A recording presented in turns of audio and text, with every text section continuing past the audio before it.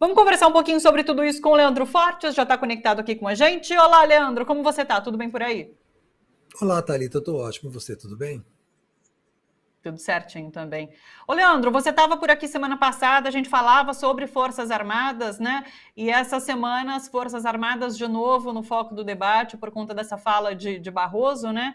É, uma fala que foi certeira, né? E daí teve essa reação, acredito que exagerada por parte das Forças Armadas. A gente até mostrou que, de fato, o Bolsonaro, ele insere as Forças Armadas no processo eleitoral, né? Na fala dele. Então, é isso, ele conduz as Forças Armadas a dizerem que, de fato, ele não está conduzindo as Forças Armadas. É tipo isso. Queria saber como que você está vendo esse episódio. Olha só, eu tenho uma posição muito formada sobre essa questão de ministros do STF darem entrevista e falarem, se comportarem como celebridades. Recentemente, o Gilmar Mendes deu uma entrevista para o UOL. Uma boa entrevista até, não é a qualidade da entrevista que eu estou dizendo.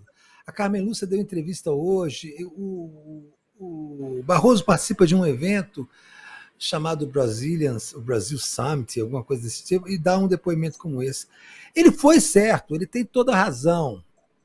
O Bolsonaro instrumentaliza as Forças Armadas para atacar o sistema eleitoral, como instrumentaliza as Forças Armadas para atacar a democracia. Mas eu acho, Thalita, sinceramente, que essa não é a questão fundamental. A questão fundamental é que juízes não devem falar fora dos autos, juízes não devem ser conhecidos, juízes não devem ter nomes expostos, juízes não devem dar entrevista, juízes não devem ficar se comportando como celebridades. Esse tem sido um câncer em permanência metástase na sociedade, no tecido social brasileiro. Né? Então, os ministros, olha só, até o governo Lula, você deve se lembrar disso também, embora seja bem mais nova do que eu, até o governo Lula, as pessoas não sabiam como era o nome dos ministros do STF. Eu passei anos e anos e anos em Brasília sem saber o nome dos ministros do STF. Sabia um ou outro que era o presidente, ou porque tinha tido um julgamento importante e os votos foram relevantes e tal. Mas você conhecia o ministro pelo voto que ele deu no processo, e não pela entrevista, não pelas suas posições ideológicas. Quem iniciou essa guerra foi Gilmar Mendes, né, num processo de golpe contra o governo Lula. Ele agora está dizendo que não teve golpe, mas ele foi um golpista de primeira hora contra o presidente Lula. Então isso se iniciou, e aí as subsequentes nomeações do PT para o STF, e esse veneno que é a transmissão ao vivo pela TV Justiça de julgamentos no STF, isso acabou com o judiciário, isso envenenou as relações do judiciário e criou essa figura do ministro celebridade, que dá entrevista e fala sobre processo, e fala sobre coisas que ele vai julgar, e fala sobre governos.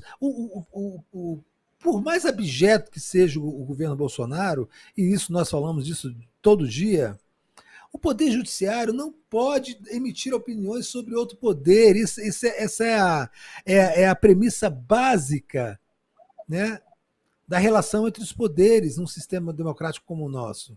Simplesmente você não emite opinião sobre outros poderes, ponto final. Mas não, ele vai lá, boquirroto, e fala. Porque tem hora que ele falou uma coisa certa agora, mas daqui a pouco ele fala uma bobagem. Gilmar Mendes, a mesma coisa. Carmen Lúcia dando entrevista no Globo, falando sobre tudo, sobre tudo. Não, esse é o problema. Aí o que acontece? Ele falou uma coisa verdadeira. É de fato, as Forças Armadas estão sim sendo instrumentalizadas contra o sistema eleitoral e contra a democracia, só que isso é utilizado pelo Bolsonaro, é utilizado corretamente numa estrutura de marketing pensada para isso, é utilizada para se vitimizar o governo e mostrar e provar que, de fato, eles são perseguidos pelo STF. Nós, Thalita, sabemos disso, mas na guerra de narrativas, você acaba consolidando essa posição dentro do núcleo duro do eleitorado do Bolsonaro, e isso é um argumento que transborda, pode convencer outras pessoas. Olha, está aí a prova, o cara tá vendo do nada, acusou as Forças Armadas, os militares, um desrespeito contra as Forças Armadas. Tá? Então é para isso que serve isso. Então eu acho. Primeiro, o Barroso está certíssimo. O que ele falou é verdade. Segundo, ele está erradíssimo em ficar se pronunciando. Ele, todo e qualquer ministro, da primeira instância ao STF, não tem que dar entrevista, não tem que fazer aparecer em evento e dar opinião sobre tudo. Juiz deve falar somente nos autos, no mais deve ficar em silêncio. Ganha ele e ganha a sociedade. Ô, Leandro, você acredita que essa exposição faz criar, inclusive, torcidas e os juízes deixam de agir por conta de temer a repercussão de uma decisão? Porque eu tomo como exemplo essa decisão do indulto, né, do perdão que Bolsonaro deu a Daniel Silveira. Muita gente estava esperando, eu conversei com o Fernando Horta, inclusive, na sexta-feira. Ele falou assim, se o Supremo deixar de politicagem, né, porque ali no julgamento de Lula, ali agiu com muita politicagem, né, demorou, né, na verdade, para agir, aquilo foi politicagem ali dentro. Se ele agisse sem politicagem agora, nesse momento, ele daria uma resposta imediata a Bolsonaro após ele conceder esse indulto. Mas ele demorou, bom, ele já não agiu, né, o Supremo não agiu, e daí parece que houve até essa mini escalada agora por conta das Forças Armadas. Então você acredita que esse holofote também leva essa torcida e eles deixam de decidir, eles deixam de dar decisões talvez mais contundentes, mais rápidas? Exatamente, Thalita, porque entra nessa equação entra uma variável que não deveria entrar, que é a opinião pública. Juiz não pode se pautar pela opinião pública. O deputado deve.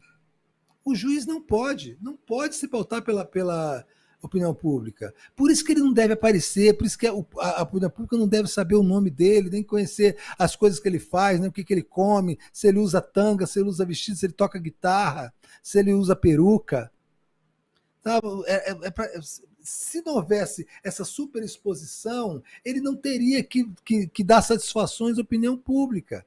Ele julgaria, olha só, e o trabalho mais fácil na magistratura é o do ministro do STF, porque ele só tem um trabalho: interpretar a Constituição Federal.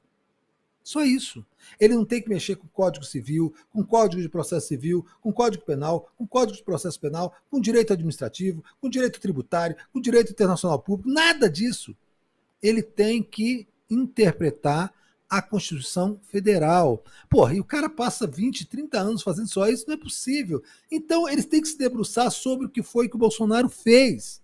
Bolsonaro usou, sim, um artigo da Constituição para dar a graça a Daniel Silveira, quer você goste, quer você não goste. Aí o que nós leigos, porque nós podemos, Thalita, e nós devemos, como jornalistas, eu e você, discutirmos a questão ética. A questão ética é a seguinte: um sujeito que ameaça quebrar a cabeça do ministro do STF, fechar o Supremo Tribunal Federal, torcer pelo AI-5 para trazer tortura e tal, esse sujeito merece ser condenado?